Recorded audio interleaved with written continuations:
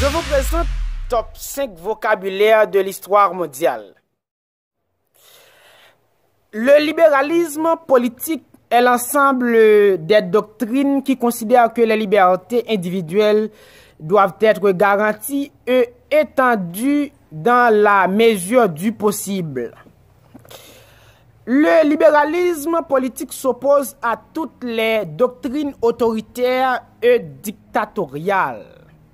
Le libéralisme économique est l'ensemble des doctrines qui considèrent que l'État doit intervenir le moins possible dans l'économie, favoriser la libre entreprise et laisser jouer la loi de l'offre et de la demande. Le libéralisme économique s'oppose entre autres au socialisme.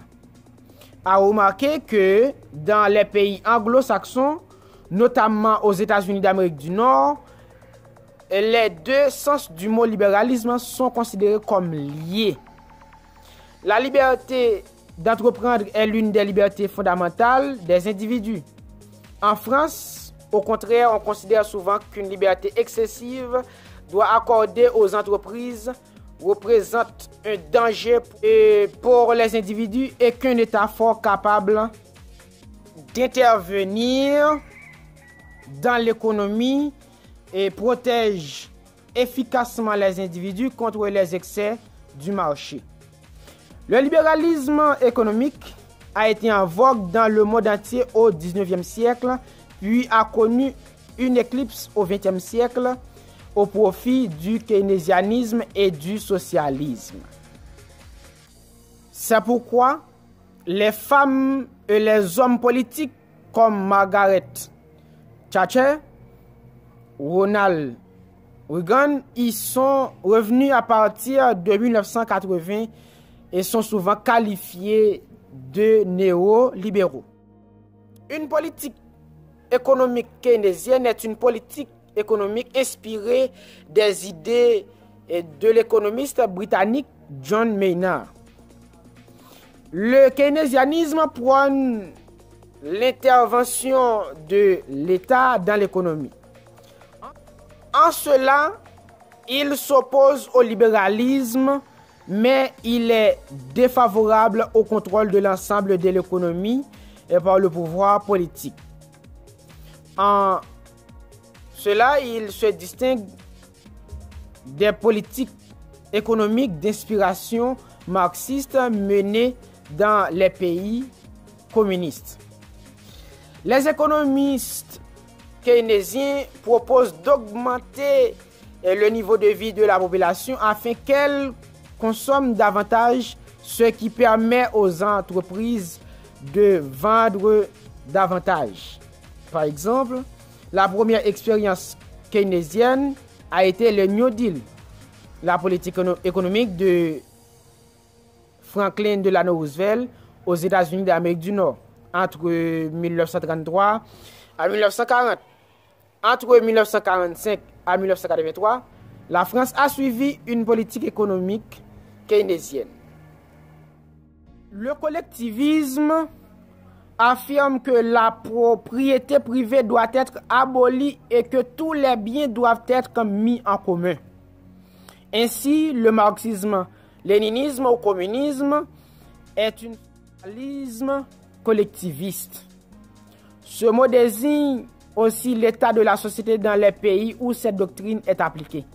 Ainsi, la société soviétique était une société collectiviste. Toutes les entreprises et tous les biens immobiliers appartenaient à l'État. Le modèle occidental défendait la démocratie libérale et la libre entreprise sous la forme du libéralisme économique ou keynésianisme. Un totalitaire, c'est donc un pouvoir qui prétend diriger la totalité des activités des individus et cherche à imposer non seulement l'obéissance, mais également la croyance en ses valeurs. Un régime totalitaire, toute forme de pluralisme est pourchassée.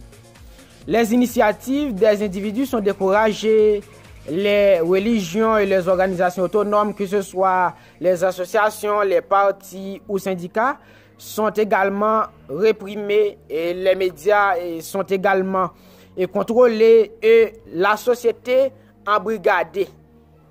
Le plus souvent, le régime organise un culte du chef. Les totalitarismes sont des régimes révolutionnaires.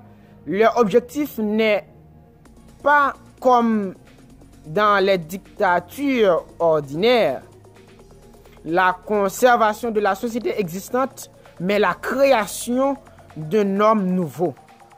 Exemple, le nazisme de 1933 à 1945 et le stalinisme vers 1930 à 1956 sont les deux grands totalitarismes du XXe siècle européen.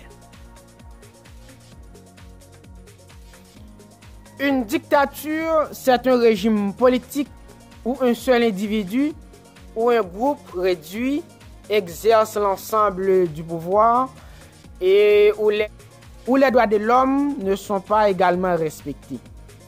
Dans le monde occidental contemporain, la dictature s'oppose à la démocratie. Si vous êtes donc sur l'Histoire et ma passion pour la première fois, n'oubliez pas de vous abonner et de liker la vidéo et d'activer la cloche de notification et pour pouvoir voir toutes les vidéos sur la chaîne.